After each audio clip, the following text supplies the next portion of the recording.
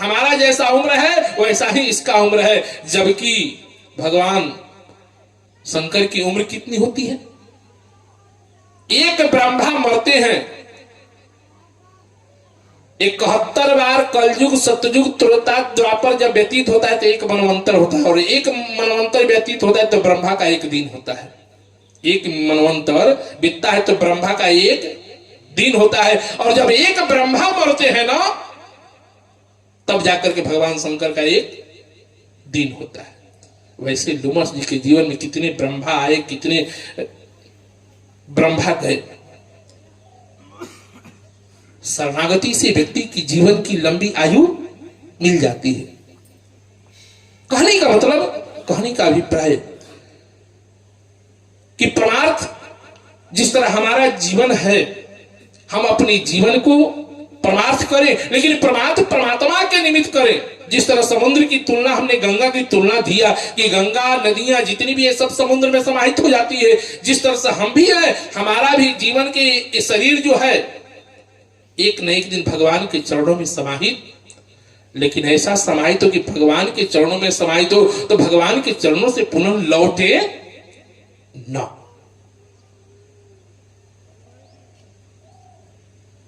नदियां समुद्र में जाती हैं, लेकिन फिर वही वाष्प बन करके फिर आकाश मार्ग में जाता है, और वही बारिश होती तो कोई कहता है क्या कि गंगा का पानी है, ये जमुना का पानी है, ये सरस्वती की पानी है, या त्रिवेणी की पानी है? कोई कहता है क्या? ये तो पानी है। लेकिन वही पानी फिर गंगा जी में चला जाए, फिर नदियों में चला जाए, फिर तालाब में चला जाए तो गंगा का पानी हो गया है, वो सरजू का पानी हो गया है, जमुना का पानी हो गया। एक काल चक्र है, आप लोगों ने पढ़ा होगा 7 क्लास 8 क्लास में। काल चक्र, एक परिधि से दूसरे परिधि की ओर जाना, उसी को कहते हैं काल चक्र। रही बात हम अपने कर्म की, कर्म का भी फल मिलता है। जैसा सहस्त्रार्जुन ने किया उसे फल मिल गया, बलि ने किया वैसे फल मिल गया। हमने भी कहा कि हम अपने परमात्मा किसी को दुख नहीं देते हैं, परमात्मा किसी को दुख नहीं देते, हम अपने कर्मों से दुख पाते हैं। जब केमट ने भगवान को पत्ते की सेज पे सोते हुए देखा तो केमट ने क्या कहा? कै कई नंदनी मंदमती कठिन कुटिलपन जान। कैकई ने किसको दुख दिया? राम को। अगर कैकई वनवास नहीं देती आज राम का वनवास नहीं होता। जैसे ही केवट कैकई का दोष देने लगा ना, लक्ष्मण जी ने रोक दिया। इसमें कैकई का कोई दोष नहीं है। जो लक्ष्मण जी पहले कैकई को दोष देते थे ना, जब मां सुमित्रा के पास लक्ष्मण जी गए और लक्ष्मण जी सुमित्रा मां से जैसे ही इन्होंने कहा कि राम वनवास का कारण कैकेयी है, वैसे ही मां सुमित्रा ने कही कि तू मेरे गर्भ से तूने जन्म कैसे ले लिया? जो पुत्र अपने मां के का नाम जिह्वा पर रख ले वो पुत्र कहलाने का अधिकारी नहीं है, तू मेरा पुत्र कैसे बन गया? रही बात तू कहते कैकेयी ने वनवास दिया, मैं कहती हूं कि तूने राम का वनवास दिया है। विचार कीजिए, लक्ष्मण जी स्तंभित हो गए कि हमारे कारण राम को वनवास जाना पड़े तो फिर मेरा जन्म लेना धिक्कार है। राम के प्रति लक्ष्मण जी ने कहा कि महाराज मैया, मेरे कारण अगर राम को वनवास हो जाए तो फिर मुझे जन्म लेने का प्रयोजन क्या? फिर मुझे जीने से फायदा क्या? सुमित्रा ने कही कि नहीं, कैकेयी राम वनवास की कारण नहीं है। दुनिया भले मान ले कि राम वनवास की कारण कैकेयी है, लेकिन मैं कहती हूं कि राम वनवास का कारण तो तू है। कोई मानेगा?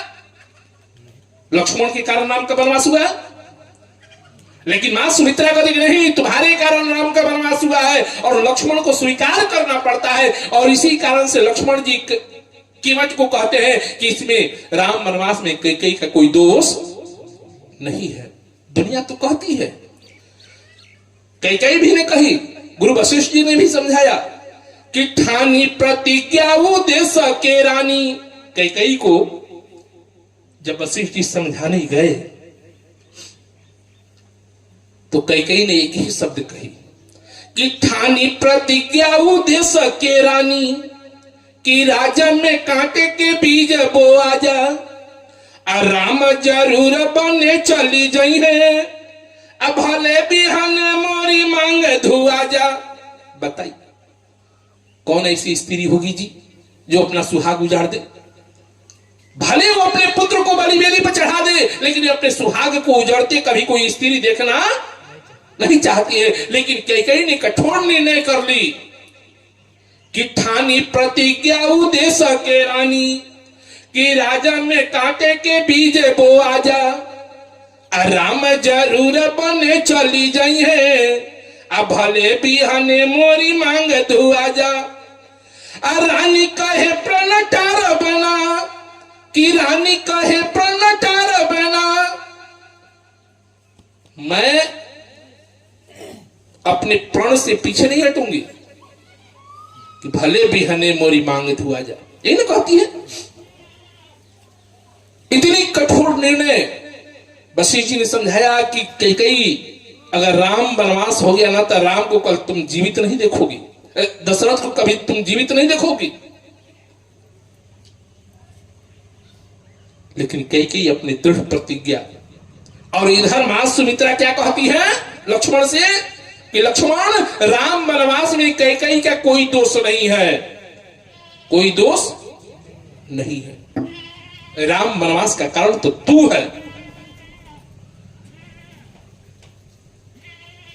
भगवान का अवतार किस लिए हुआ है कि विप्रधेनु सुर संतहित। किस लिए हुआ है कि विप्रधेनु सुर संतहित अलीन मनुजय अवतार अनिज इच्छा निरमित तनु असिरी माया गुण गोपाल। ये धरित्री के पाप को हरने के लिए भगवान का अवतार हुआ कि कैकेयी के जीवन को कल्याण करने के लिए हुआ है। पहली बात। दूसरी बात सुमित्रा क्या कहती है कि तुम्हारे ही भाग्य। किसको? लक्ष्मण जी को। कौन? सुमित्रा जी। कि तुम्हारे ही भाग्य राम बन जाही। राम कहां जा रहा है? तो बन किस लिए जा रहा है? तो तुम्हारे कारण राम। क्यों? तो इस पृथ्वी पे बोझ है विप्रधेनु सुर संतहित लीन मनुज अवतार। इस पृथ्वी पर इतने पाप बढ़ गए हैं, ये पाप का बोझ इतना बढ़ गया है कि जिस पाप को हल्का करने के लिए राम आज अयोध्या से जंगल की ओर जा रहे हैं, वन में जा रहे हैं। और ये पाप का बोझ किसके ऊपर है? तो तुम्हारे ऊपर है कि नहीं है? लक्ष्मण जी क्षीरसाई विष्णु है। एक बात और मैं कह दूं, कितना कहूं मैं अब समझ में नहीं आता है। जहां जाता हूं वहीं एक लाइन खुल जाता है। अब विष्णु एक नहीं है। हम सभी जानते हैं कि ब्रह्मा एक है, विष्णु एक है, शंकर एक है, यही ना जानते हैं? लेकिन एक ब्रह्मा नहीं है, एक विष्णु नहीं है, एक शंकर नहीं है, एक गणेश नहीं है। जितने लोक है ना उतने लोक पे ब्रह्मा है, विष्णु है, शंकर है। ये हम नहीं कर रहे। रामचरितमानस में है सती प्रसंग, आपने सुना होगा सती प्रसंग। अब विशेष नहीं जाएंगे, एक लाइन आपको उदाहरण देंगे।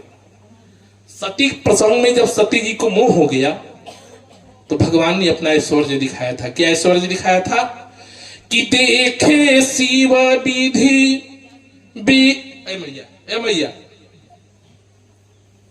कि देखे शिव विधि विष्णु अनेका अयमित रूप ते एका। एक ब्रह्मा, एक ब्रह्मा नहीं, एक विष्णु नहीं, एक शंकर नहीं, अनेकों भगवान के चरणों की सेवा करते हैं। जितने लोग हैं उतने ब्रह्मा है, उतने विष्णु है, उतने शंकर है, उतने राम है, सब है। लक्ष्मण जी को कहती हैं, और यही बात लक्ष्मण जी को स्वीकार करना पड़ता है कि नहीं, मेरे कारण राम का वनवास हुआ, तुम्हारे ही भाग राम बन जाए। यही केवट से लक्ष्मण जी कहते हैं कि राम को दुख कैकेयी नहीं दी है, दुख किसने दिया है? कि को न काऊ सुख दुख कर दाता, अनिज कृत कर्म भोग सब भ्राता। यही ना हमने पहले कहा कि भगवान किसी को दुख, ये बात कीमत से लक्ष्मण जी कहते, को न काऊ सुख दुख कर दाता, अनिज कृत कर्म भोग सब भ्राता। हम अपने कर्मों के फल को भोगते हैं। दूसरी बात, ऐसे भी कहा जाता है कि कर्मणा जायन्ते जंतु कर्मणैव विलीयते, दुखम सुखम भयम क्षेमम कर्मणैव अधिपत्यते। कि हम अपने कर्मों से दुख और सुख की प्राप्ति करते हैं। न कोई किसी को दुख देता है, न कोई किसी को सुख देता है। कोई किसी को दुख सुख नहीं देता है, हम अपने कर्म फल भुगतते हैं। तो अब आप लोग बताइए, क्या भगवान हमको दुख देते हैं? क्या भगवान कष्ट देते हैं? आप ही बताइए, अब निर्णय बताइए। अभी तो इतना हमने सुनाया, लेकिन इसका निर्णय क्या हुआ? भगवान हमको कष्ट देते हैं? नहीं देते हैं। हम अपने कर्मों का फल पाते हैं, कर्म फल। अब बताइए, ठीक है, लोग कहते हैं कि हम भगवान की, कितने लोग ऐसे हैं कि भगवान की सत्ता को मंजूर नहीं करते हैं। उसका भी उदाहरण दे दूं। लोग कहते हैं, कुछ लोग, कि महाराज हमने देखा है कि ऐसा कर्म कर रहा है लेकिन इसके जीवन में सुख मिल रहा है ना बात? चोरी कर रहा है लेकिन मौज मस्ती से फल फूल रहा है? 2 नंबर का काम कर रहा है लेकिन फल फूल रहा है, लेकिन जो सदमार्ग पे चल रहा है उसके जीवन में कष्ट हो रहा है। तो उसे कष्ट कहां है? कुछ ऐसा कर्म जो बचता है कि जो इस जन्म में हम कर्म को नहीं पाए हैं, वो अगले जन्म में मिलता है। तो आप कहें कि आपने देखा है क्या? तो हम तो कहेंगे हाँ भाई देखा है। अब पूछेंगे कैसे देखा है? तो कहिए हम बताएं। हाँ, सुन लीजिए। यहां आप 50 आदमी 100 आदमी बैठे हैं। क्या सब लोग एक जैसे हैं? नहीं है।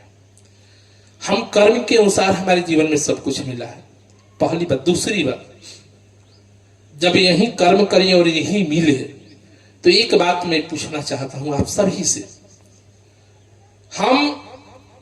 हमारा जन्म एक 100 बीघा जमीन है, उसके घर में जन्म होता है, और एक जीव का जन्म होता है जिसके घर में खाने का भूंगी भात नहीं है।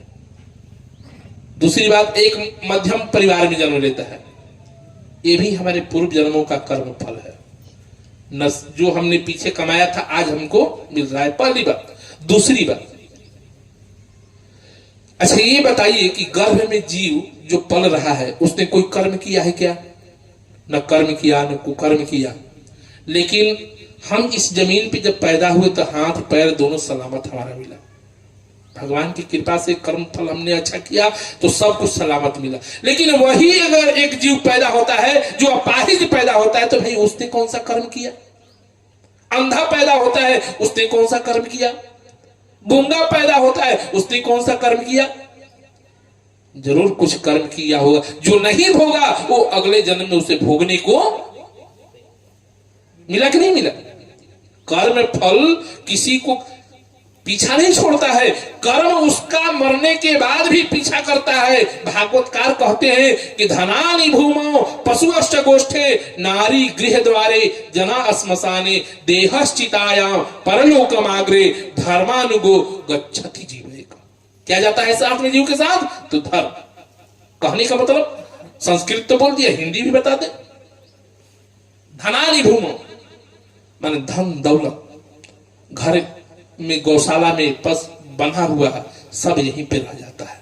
धनानि भूमो पशु अष्टगोष्ठे माने पशु माने गौशाला में धन ही रह जाएगा, पशु गौशाला में रह जाएंगे। धनानि भूमो पशु अष्टगोष्ठे नारी गृह द्वारे। हम मरने के बाद हमारी स्त्री कहां तक जाती है? तो दरवाजा तक, रोते बिलखते।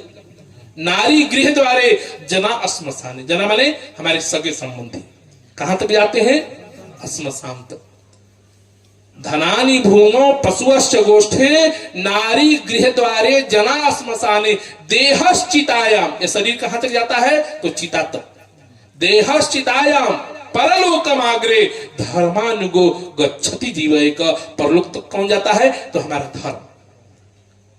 यहां पे क्या रह जाता है? तो हमारा कर्म।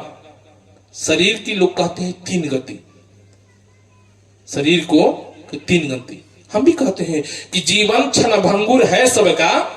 ये शरीर सबका क्षण भंगुर है, आज है कल नहीं रहेगा। क्या स्थायी है? नहीं।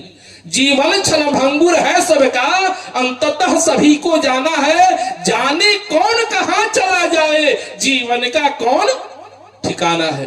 धन धरती कोठी कोसमाल सब क्षण में ही छूट जाएंगे। जिनको तुम अपना समझ रहे वो दूर सभी हटे।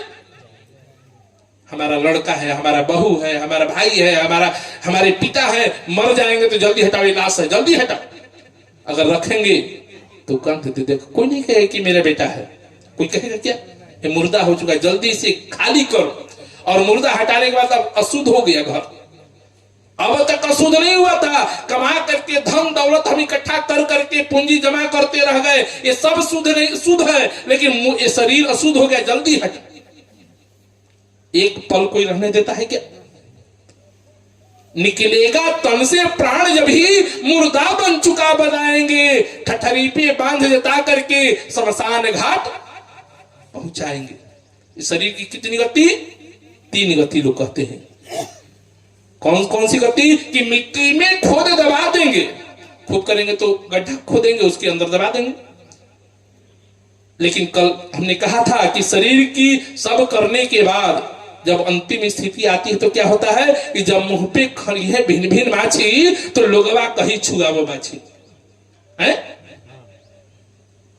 जब शरीर अपना दामन छोड़ देता है, अपना मुंह नहीं पोंछ पाते हैं, नाक के नेटा नहीं पोंछ पाते हैं, तो मक्खी न लगेगी।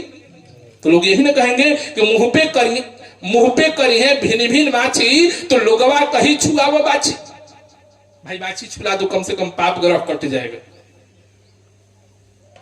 कोई कहे कि कर्म भोग, अरे अपना कर्म फल भोग रहा है, जैसा किया है वैसा पा रहा है, नहीं कहता है आदमी।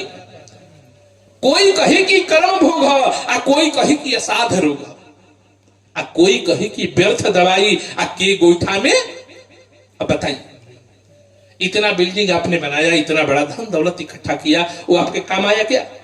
अब आप गोईठा हो गए, के गोईठा में घी सुखाई। इस शरीर की 3 गति कि मिट्टी में खोद दबा देंगे या जल के भेंट चढ़ा देंगे। खूब करेंगे तो गड्ढा खुद करके, उससे भी नहीं तो प्रवाह कर देंगे जल में। और तीसरी गति क्या है कि लकड़ी बांध जता करके धीरे से आग लगा देंगे है? और आग लगाते हुए लोग कहेंगे आह बहुत बढ़िया था, चला गया, मार सारे दुष्ट था, गया बहुत बढ़िया, गांव शांत हो गया है? नहीं कहते हैं। हम जैसा किए रहेंगे वैसा वहां चर्चा होने लगी। तो हम ऐसा कर्म क्यों करें कि मरने के बाद हमें लोग गालियां दे? अरे मरने के बाद हमारे पीछे लोग रोवे। कबीरदास जी ने क्या कहा?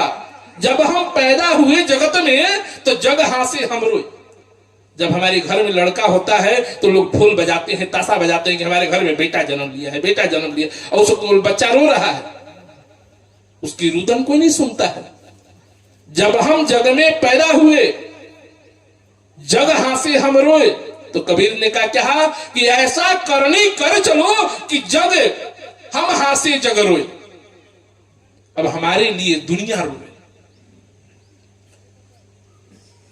आज बिरसा जी इस पावन धरित्री के लिए क्या नहीं करके गए? आज कितनी पीढ़ी गुजर गई, लेकिन आज तक उनको याद तो लोग कर रहे हैं कि नहीं कर रहे? उनकी कृति को, उनके कर्म को लोग याद किए। कहने का मतलब कि कर्म करने में तो परेशानी है, लेकिन वो कर्म दूसरे के समर्पण करके चलेंगे, तब अपने समर्पण करके चलेंगे तो फिर आपको भोगना पड़ेगा। आज हनुमान जी ने क्या किया रावण के सामने? हनुमान जी ने यही ना कहा कि हम जो भी कर्म करेंगे हम अपने लिए नहीं, सब परमात्मा के लिए। और हमारी प्रवृत्ति क्या है कि हम अपने लिए कर्म करते हैं, बुरा होता है तो परमात्मा के लिए। एक महात्मा थे, अब कर्म के ऊपर छोड़ी। एक महात्मा थे, किसी गांव में रहते थे। वो महात्मा जहां रहते हैं तो तुलसी पौधा, फूल पौधा जरूर लगाते हैं कि भगवान की सेवा हो जाए। बहुत सुंदर बगीचा महात्मा जी ने लगाया, और इतना सुंदर लगाया, इतना सुंदर लगाया कि लोग उस बगीचे में आने लगे और देखने लगे। लोगों ने पूछा कि महाराज ये बगीचा किसने लगाया है? महात्मा जी ने कहा कि तुमको पता नहीं है? तो ना, अरे जेठ बैसाख की लहलहाती तपतपाती धूप में हमने अपने हाथों से सींच सींच करके इसे पौधा लगाया और तब इस तरह से हुआ। बहुत बढ़िया महाराज जी, बहुत बढ़िया। फिर कोई आया, फिर पूछा कि महाराज जी ये बगीचा तो इतना सुंदर है, ये बगीचा को किसने लगाया? फिर महात्मा जी ने यही बात कहा कि हम अपने हाथों से जेठ बैसाख की लहलहाती तपतपाती धूप में अपने हाथों से सींच सींच करके बगीचे का निर्माण किया। जो भी आवे पूछे यही बात। अब इसकी चर्चा सब जगह हो गई, लोग बगीचे को देखने के लिए आने लगे। जैसे पार्क में लोग जाते हैं, सुंदर है तो लोग जाते हैं, तो उस बगीचे में दूर दूर से लोग आने लगे। उसकी सुंदरता की इतनी बखान। एक दिन परमात्मा की कृपा, उस बगीचा में एक बछिया जाती है खुश।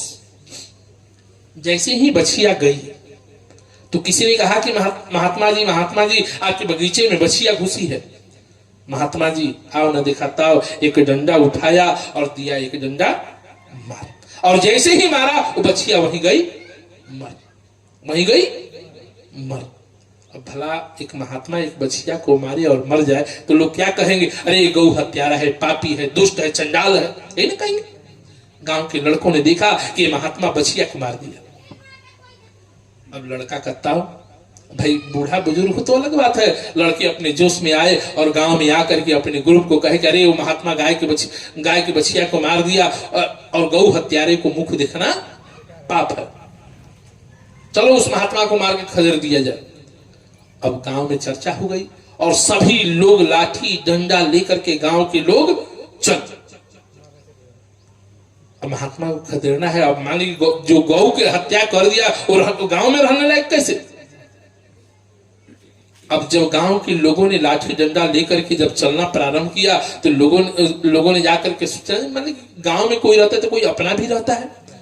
कोई व्यक्ति जाकर के महात्मा जी अपनी जान प्राण लेकर के भगो, नहीं तो आज तुम्हारी खैरियत नहीं है। गांव के लोग गुस्सा में आ रहे हैं तुम्हें मारने के लिए। महात्मा तो वैसे भी बात पटुता में बहुत तेज होते हैं। अब कोई चाहे कि महात्मा को बात में कोई पकड़ ले तो कोई पकड़ पाएगा? अब हमारे पास कोई आवे और कोई बात रखे तो हमसे जीतेगा? महात्मा बहुत तेज होते हैं, वाक पटुता में इतने तेज होते हैं कि उन्हें पकड़ना बड़ी मुश्किल है।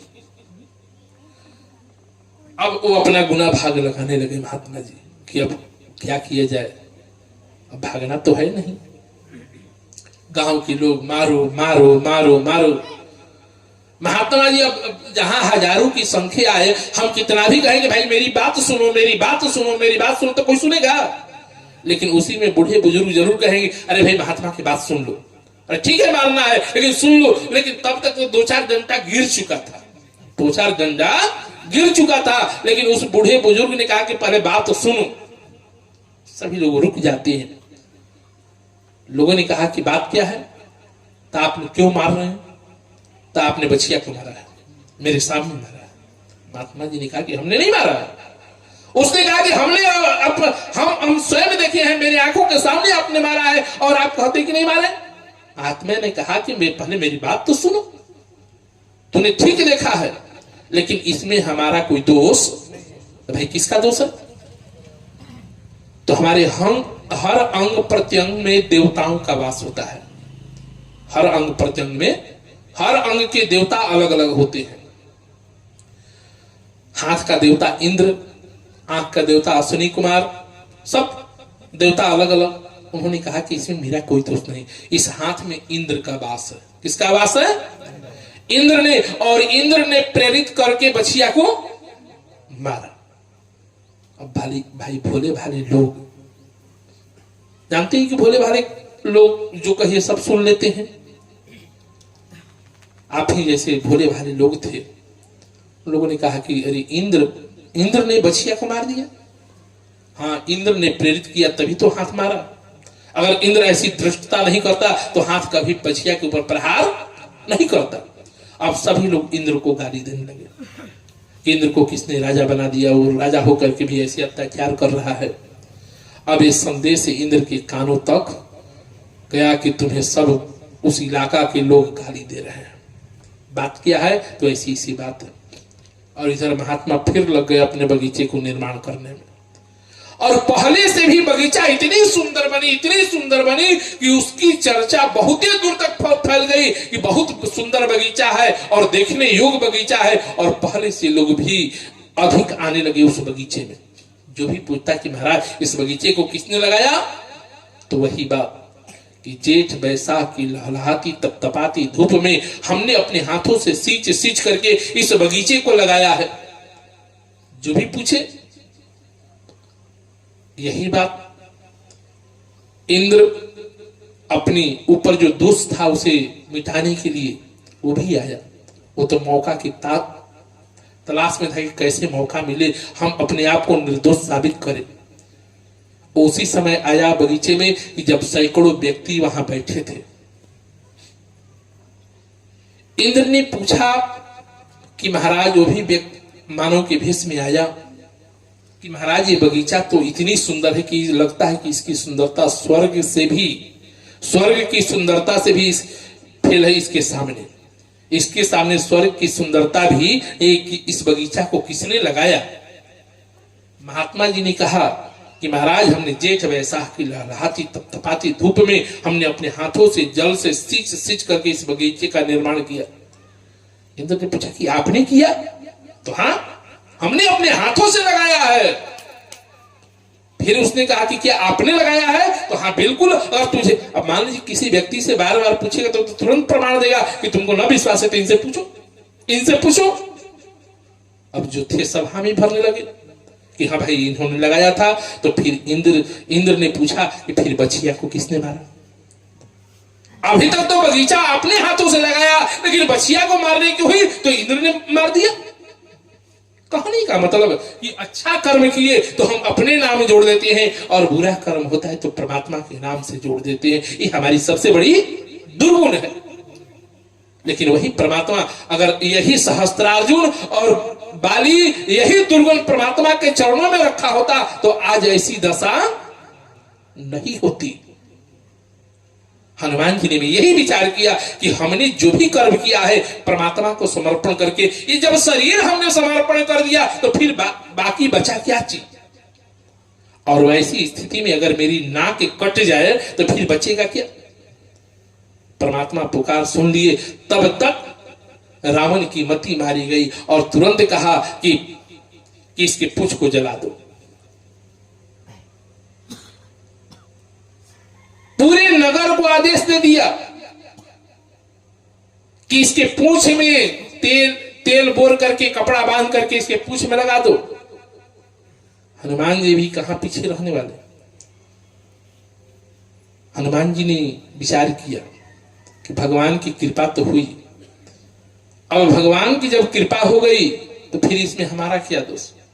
भगवान का तो आदेश नहीं था लंका जलाने का, लेकिन लगता है कि भगवान इसकी जिह्वा पे उधर त्रिजटा जानकी जी से कहती कि एक बंदर आया है लंका जलाया है।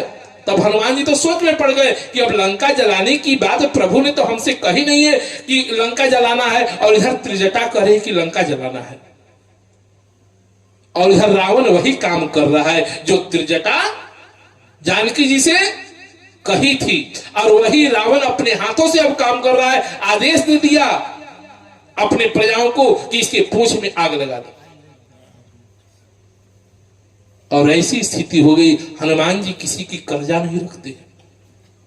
हनुमान जी किसी का कर्जा हनुमान जी ने कहा कि आज तक हम किसी का कर्ज खाए नहीं तो तुम्हारा कर्ज क्यों रखें। लोग कहते हैं कि लंका पूरी जल गई लेकिन विभीषण जी का घर नहीं जला है, कहते हैं ना। अच्छा ये बात बताइए, जब भी कोई आयोजन होता है तो हम चंदा करते हैं ना। यहाँ भी आयोजन है तो हो सकता है कि गांव में, घर में, जवार में चंदा हुआ होगा, अब हो भी रहा होगा। ये मत समझिए कि हमें चंदा देते थे, राक्षस भी चंदा देते थे। अगर राक्षस चंदा नहीं दिए होते तो आज हनुमान जी के पूंछ में आग, रावण ने आदेश कर दिया कि सब लोग अपने अपने घर से चंदा दो। अपने अपने घर से कौन सा चंदा भाई? तेल कपड़ा लपेटो, अपने अपने घर से ला करके, वो भी तो चंदे। विभीषण जी ने अपने घर से कुछ नहीं दिया। विभीषण जी ने अपने घर से कुछ नहीं दिया। तो हनुमान जी ने कहा कि जो जैसा करता है वैसा ही मैं करता हूं। विभीषण जी जब आप नहीं दिए तो फिर हम भी आपको देने वाले। हनुमान जी ने कहा कि जो चंदा दिया है हम उसी को प्रसाद देंगे, और जो चंदा नहीं दिया उसको प्रसाद देने वाले। बात सही बात है, आप चंदा दीजिएगा तो प्रसाद लीजिए, नहीं दीजिएगा तो नहीं देंगे। लेकिन हमारे यहाँ ये बात नहीं है भाई, चंदा दीजिए या मत दीजिए प्रसाद मिलेगा। लेकिन हनुमान जी ने कहा कि ना, हमारे शब्दकोश में ये नहीं है, जो देगा वही लेगा, जो नहीं देगा नहीं लेगा। पूरे लंकावासी कपड़ा घी लेकर के आए, लेकिन पहले हनुमान जी ने अपने पूंछ को बढ़ाना शुरू किया। देख ले भाई, जिसके यहाँ से चंदा मिल रहा है जाकर के लिए है, उसके यहाँ पहुंचाना भी तो पड़ेगा। अपना पूंछ बढ़ाने लगे। ऐसी स्थिति आ गई कि रहा नगर घृत बासन तेला। उस नगर में न घी बचा न तेल बचा। आकर के लंका वासियों ने कहा कि महाराज घी तेल कुछ नहीं बचा। रावण ने कहा कि हमने घी थोड़े कहा था, हमने तो तेल कहा था कि तेल बोर पट दीन लगाई, और तो घी कहां से लगा दिया। तो तुम सब तो हमसे भी एक कदम आगे बढ़ गया। हनुमान जी बड़े बुद्धिजीवी। हनुमान जी जब लंका में आग लगाने की जब बात आई, आग तो लगाए, लेकिन लगा करके जब हनुमंत लाल जी जब राम के पास गए तो कभी हनुमान जी ने कहा क्या कि हम लंका में आग लगाए हैं? कभी उन्होंने कहा? लोग कहते हैं कि हनुमान जी ने लंका में आग लगाया। अरे जो माचिस जलाएगा, माचिस बारेगा, उसी के ऊपर न दोष जाएगा जी। जब केस मुकदमा होता है तो केस मुकदमा में क्या सुनवाई होती है? गोली मारने वाले से ललकारने वाले के ऊपर सबसे बड़ा दोष लगता है कि नहीं? तो लोग झूठे में कहते कि हनुमान ने लंका जला दिया, नहीं कहते हैं। लेकिन विचार कीजिए, रावण कह रहे कि आग लगाओ, तो दोष किसका गया? रावण को। और लगाने वाला लंकेवासी। तो अपने हाथ से अपना ही घर फूंक रहे हैं। हमने शुरू में कहा था कि जो व्यक्ति जलता है ना, वही उस अग्नि में धधकता है। जलाने वाला दूसरे को आप जितना जलाइएगा वो जलेगा नहीं। हमारी मानसिकता में खोट है कि हम उसके प्रति ईर्ष्या करते हैं। आप उसका कुछ नहीं बिगाड़ सकते हैं, आप अपना बिगाड़ेंगे। रावण हनुमान को जलाने के लिए चला था।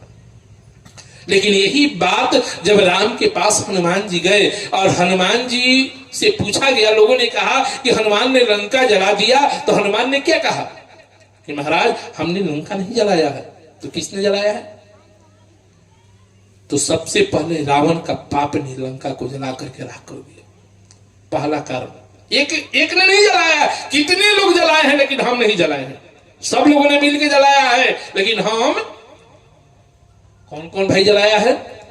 तो रावण के पाप ने लंका को जला करके राख कर दिया, पहला। दूसरा, हनुमंत लाल जी ने कहा कि इधर विभीषण जी का जाप था। जब तो आतंक को मचाने के लिए, आतंक को समाप्त करने के लिए जप किया जाता है कि पाप नष्ट हो जाए, और पाप को नष्ट करने के लिए विभीषण जी अपनी जाप कर रहे हैं, तो विभीषण का जाप ने जला दिया। दूसरा। तीसरा, जानकी जी के संताप। लंका में रह करके संतप्त थी रावण की अत्याचार से। तो कहने का मतलब कि जिसका आत्मा कुंठित होता है ना, उसका आत्मा का आशीर्वाद सबको मिलता है। लोग कहते हैं कि परमात्मा आशीर्वाद देते हैं, परमात्मा आशीर्वाद नहीं देते हैं। ये हमारी आत्मा का आवाज ही परमात्मा की आवाज है। किसी को हम कष्ट देंगे, वो हमारे कारण कुंठित होगा, तो उसका प्रायश्चित हमको भोगना पड़ेगा, नहीं भोगना पड़ेगा। लोग कहते हैं कि बड़ी सताया था इसलिए उसका पाप मिल रहा है। तो आत्मा की आवाज ही पर पैर मोड़ लीजिए। जिसको पैर में दिक्कत हो तो वो ठीक है, लेकिन दिक्कत है तब कोई बात नहीं, उसके लिए भगवान की तरफ से क्षमा रहता है। जिसका दिक्कत नहीं रहता है उसके लिए दोष है। बोलिए प्रेम से कृष्ण भगवान की। हम कैसे कहते हैं कि किसी को की आत्मा को अगर कष्ट मिलता है तो उसकी संताप को दूसरे को भुगतना पड़ता है ना। लोग कहते हैं कि बड़ा उसको सताया था, उसका आह पड़ रहा है। आत्मा की आवाज परमात्मा की आवाज है। आशीर्वाद मुख से व्यक्ति नहीं देता है। हमारे शास्त्र में सबसे पहला धर्म क्या बताया गया है? सेवा ही सबसे बड़ा धर्म। जिसके अंदर सेवा की भावना न हो ना, आप कितना भी पूजा कीजिए, कितना भी पाठ कीजिए, वो सब आपके लिए कोई फल देने वाला नहीं है। सेवा से आप किसी को भी जीत सकते हैं। सेवा से किसी को भी आप जीत सकते हैं, भगवान को भी जीत सकते हैं। भजन की जरूरत नहीं है। हम माला लेकर के खूब बैठे भजन करने के लिए, लेकिन भजन माला लेकर के करते हैं तो क्या भजन होता है? क्या ध्यान कहीं और जाता है। ध्यान, अगर हम तपस्या करने के लिए बैठे तो तपस्या में पैर दर्द करेगा, देह दर्द करेगा, तो ध्यान कहां जाएगा? अपने कष्ट के ऊपर, कष्ट के ऊपर। वहां भक्ति, इस कलिकाल की भक्ति कहां आपको सबसे सर्वोपरि है? तो सेवा में। सर्वोपरि कहां है? तो सेवा में। जिसके अंदर सेवा की भाव आ जाए ना, परमात्मा उसे पहले मिलते हैं। सेवा में क्या होता है? भागवत की कथा आपने सुनी होगी। अब हम कितना सुना है? भागवत की कथा सुनी होगी। कपिल भगवान का नाम आपने सुना होगा, करदम ऋषि का नाम सुना होगा, देहूती जी का नाम सुना होगा। कपिल भगवान करदम ऋषि के संतान रहते हैं ना, देहूती जी माता रहती हैं। जिसके घर में स्वयं नारायण जन्म लिया हो, और जब नारायण हमारे सामने हो तो फिर तपस्या करने जाने की जरूरत है क्या? लेकिन करदम ऋषि ने, जानते हैं कि कपिल नारायण है, भगवान का अवतार है, लेकिन उस नारायण को देहूती जी की गोद में सौंप करके कहते हैं कि अब हम जा रहे हैं तपस्या करने के लिए, अब तुम इसके साथ रहो। चली जाती हैं। देहूती जी क्या करती हैं? एक सुंदर इसी तरह से व्यास पीठ बनाती हैं, और बना करके अपने पुत्र कपिल को इस गद्दी पे बैठा देती हैं। ये व्यास गद्दी हो जाता है, और व्यास गद्दी पे बैठने के बाद व्यास की पूजन होती है। क्या होती है? व्यास की। देहूती जी जब पूजन करने लगी तो कपिल जी ने कहा कि मां तू ये क्या कर रही है? मैं तेरा बेटा हूं, तू मेरी मां है, और बेटा का कर्तव्य होता है कि मां का सेवा करना, मां का पूजन करना, और मां होकर के बेटे की पूजन करे, ये तो शोभनीय बात नहीं है, ये तो अशोभनीय है। देहूती जी ने कपिल भगवान से एक बात पूछी, बहुत सुंदर बात। ये बहुत सुंदर बात, आपके काम की बात मैं कर रहा हूं। एक ही शब्द पूछी, पूछने के तो बहुत पूछी, लेकिन मार्केबुल यही एक शब्द है। देहूती जी ने पूछी कि आप ये बताइए कि घर के सामने गंगा बह रही हो, दरवाजे के सामने गंगा बह रही है, और घर के अंदर हम कुआं खुदवाएं और उस कुआं पे स्नान करें कि गंगा जी में स्नान करें? आप ये बताइए। गंगा जी। कपिल जी ने कहा कि मां, वो ऐसा मूर्ख होगा जो घर में कुआं खुद करके कुएं के ऊपर स्नान करेगा। जब घर के दरवाजे के सामने गंगा बह रही है तो उसे तो गंगा जी में जाकर के गोता लगाना चाहिए, अन्यथा कि कुआं पे।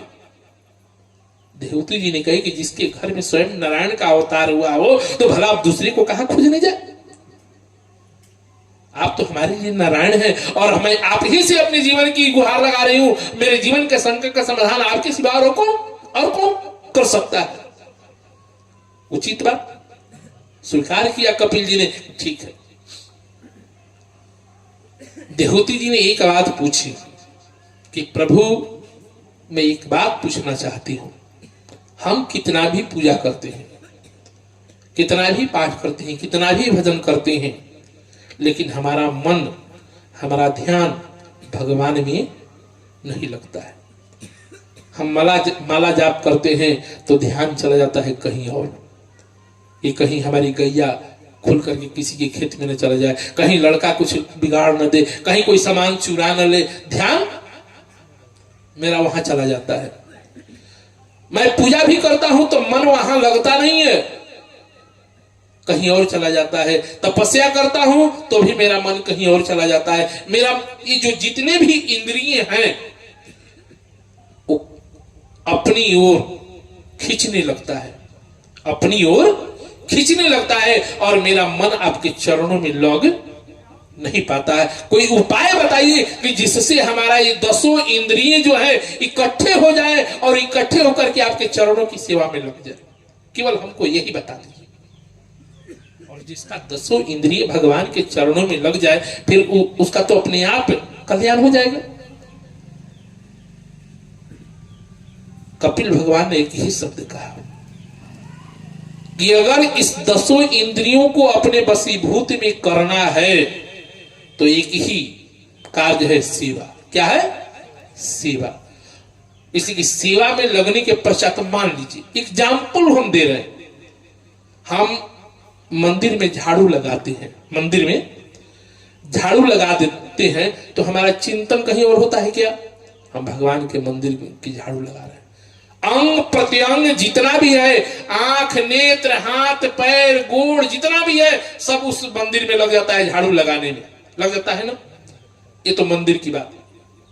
दूसरी बात, हम कोई समाज में सेवा कर रहे हो या पानी पिलाने की लगन से, तो उस वक्त सेवा करते हैं तो हमारा अंग प्रत्यंग सेवा में लग जाता है। ध्यान कहीं बढ़ता है क्या?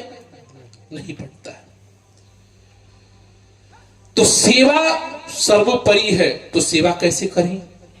कपिल भगवान से ने देहूती जी कपिल भगवान से पूछी कि सेवा कैसे करें, तो एक ही शब्द कपिल भगवान ने कहा कि अपने घर को मंदिर बना दो। क्या करो?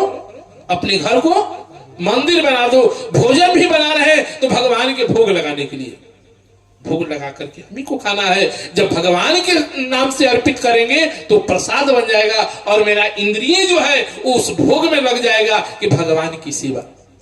झाड़ू लगा रहे हूं तो घर को मंदिर बना, मंदिर को साफ कर ले। जब अंग प्रत्यंग को भगवान की सेवा में अगर जोड़ देंगे तो आपका भजन हो जाएगा। और यही सर्वोपरि सेवा है। हनुमंत लाल जी ने क्या किया? अपने जीवन का समर्पण है भगवान के चरणों में कर दिया कि मैं भगवान की सेवा कर रहा हूं। कि राम काज कीन्हे बिना मोहि कहा, यही बात ना कहा था जब मैनाक पर्वत निकल करके कहा कि आप थोड़ी देर विश्राम कर लीजिए, इसलिए कि राम के सेवक हैं आप। तो हनुमान जी ने क्या कहा कि जब तक कि राम की सेवा न समाप्त हो जाए तब तक विश्राम मेरे जीवन में नहीं। आज वही हनुमान जी लंका वासियों की सेवा कर रहे हैं। सब लोगों ने मिलकर के दान दिया था हनुमान जी को, उलटी पलटी लंका कर जारी। जो दान दिया उसी के घर पहुंचा दिए। विभीषण जी ने नहीं दिया, विभीषण जी का घर को जलाया नहीं। तो ये सीता जी का संताप से लंका जल करके राख हुई। कौन कौन? तो राम का पाप, विभीषण का जाप, सीता का संताप और तीसरा चौथा मेरा बाप। मेरा बाप कौन? तो पवन देव। जब लंका धू धू करके जलने लगी तो चले उमर उते 49 पवन चलने लगे। उलटी पलटी लंका कर पूरे लंका को जला करके राख कर दिया। पवन देव को कहा, अपने आप को हनुमान जी ने कहा क्या? नहीं कहा। और तीसरी बात उन्होंने कहा कि यही नहीं, आपका प्रताप, बगैर आपके प्रताप के लंका जलने वाली है क्या? जब तक राम की कृपा न हो, परमात्मा की कृपा न हो, यहां पत्ता हिलेगा क्या? कहीं हनुमान जी ने कहा क्या कि हमने जलाया? हमें कहने का मतलब, कहने का प्रयोजन, हम कोई भी कार्य करें परमात्मा के नाम से समर्पण करें। लेकिन एक बात मैं कहूं, समय भी तो अपनी सुई बोल रही है। हनुमान जी का जीवन चरित्र दोहरा है। हनुमान जी का जीवन चरित्र दोहरा है। हम सभी का जीवन चरित्र एक होता है, लेकिन हनुमान जी का जीवन चरित्र दो है। लेकिन हनुमान जी के विषय में प्रभु से किसी ने पूछा, प्रभु अपने जीवन की सबसे बड़ी विशेषता हनुमान को देते हैं। जानकी जी से प्रभु श्री राम ने कहा कि अगर हनुमान नहीं होता ना तो हम रावण के ऊपर कभी विजय नहीं प्राप्ति करते। आज हनुमान के कार्य से हम इतने ऋणी हैं कि जिसका जितना भी वर्णन करूं उतना ही कम है। अगर हनुमान साथ नहीं दिया होता तो कभी लंका के ऊपर विजय की प्राप्ति नहीं होती। हमारी सामर्थ्य नहीं थी। हनुमान जी ने के विषय में जानकी जी ने विचार किया कि हनुमान ने ऐसा कौन सा ऐसा कार्य कर दिया कि जिससे हनुमान के बगैर लंका के ऊपर विजय की प्राप्ति नहीं हुई। प्रभु ने कहा कि हाँ, जब राम रावण का युद्ध हो रहा था तो रावण अजय के लिए यज्ञ कर रहा था, अजय होने के लिए, कि इस यज्ञ को पूरा हो जाए तो हमको कोई हरा नहीं सकता है। अब भाई ये यज्ञ पूरा हो रहा है, ब्राह्मण लगे हैं आहुति देने में, आहुति करने के लिए यज्ञ अनुष्ठान में।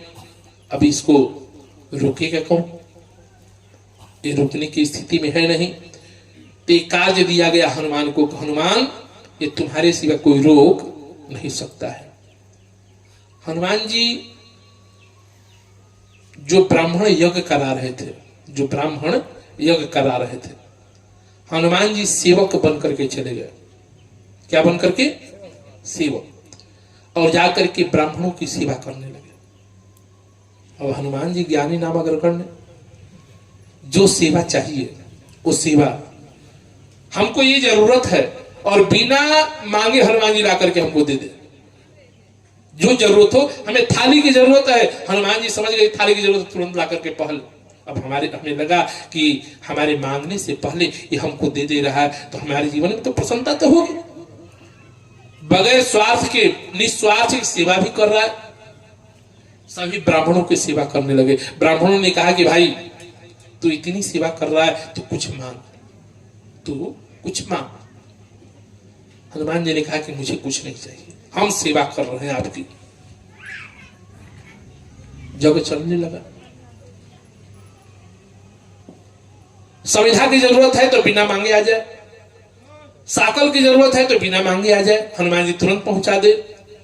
अब इसकी सेवा से इतने प्रसन्न हुए सभी ब्राह्मण कि अब ब्राह्मणों ने विचार किया कि ये व्यक्ति बहुत सेवा किया, बहुत सेवा किया, अब इसको कुछ देना चाहिए। पूर्णाहुति का समय आ गया।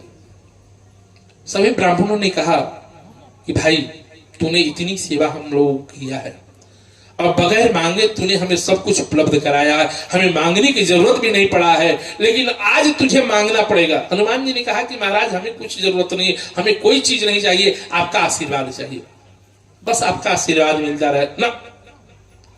जब तक तू कुछ मांगेगा नहीं तब तक इस जग की आहुति नहीं पड़ेगी। अब इतना दृढ़ संकल्प ब्राह्मणों ने सब मिलकर के कर लिया कि नहीं, आज तुझे मांगना पड़ेगा और जब तक तू मांगेगा नहीं तब तक इस जग की आहुति नहीं होगी। हनुमान जी तो इसी की तो इंतजार में थे, इसी की चाहना में थे।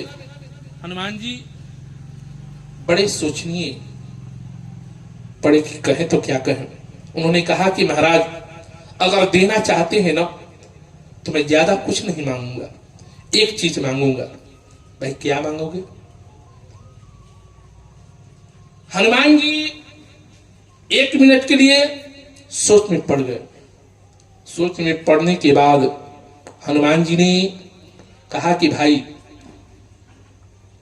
यज्ञ की जब पूर्णाहुति होगी तो पूर्णाहुति का एक मंत्र है, आप लोग बोलेंगे जरूर। कौन सी मंत्र? यत्त्वं देवी चामुंडे जय भूतार्थ हारिणी जय सर्वदेव देवी चामुंडाय नमस्तुते। हनुमान जी ने जब ये कहा कि काल रात्रि नमस्तुते, तो ब्राह्मणों ने कहा कि पूर्णाहुति का मंत्र भी इसको मालूम है कि हमको यही मंत्र बोलना है।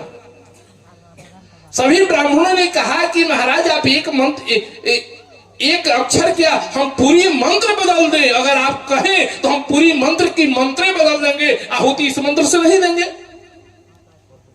हनुमान जी ने कहा कि ना, इसमें केवल एक अक्षर बदलना है। क्या करना है? एक अक्षर बदलना है। ब्राह्मण ने कहा कि एक अक्षर मत कहिए, हम पूरा का पूरा मंत्र बदल देंगे। उन्होंने कहा केवल एक अक्षर, अगर आप हमारी सेवा से प्रसन्न है तो। कौन सी अक्षर? यत्त्वं देवी चामुंडे जय भूतार्थ हारिणी। जो हारिणी शब्द है, हारिणी का होता है जय भूतार्थ हारिणी, कि इसके पीड़ा को हरण करने वाला। हनुमान जी ने कहा कि ये नहीं करना है, जो हारिणी शब्द है ना उसको कारणी कर देना है। क्या कर देना है? कारणी। कारणी माने कष्ट देने वाली, कष्ट जितना हो उतना दे। इधर तो हरने की बात थी, लेकिन हनुमान जी ने कहा कि नहीं, जयत्वम भूतार्थ कारणी आपको कहना है, और बाकी सब मंत्र वही रहेगा। ब्राह्मणों ने कहा कि बस इतनी सी बात, ठीक है। और जैसे ही ब्राह्मणों ने इस मंत्र से आहुति दिया, रावण की पीड़ा बढ़ गई, और इतनी पीड़ा बढ़ गई, इतनी पीड़ा बढ़ गई, उसका पूरा साफ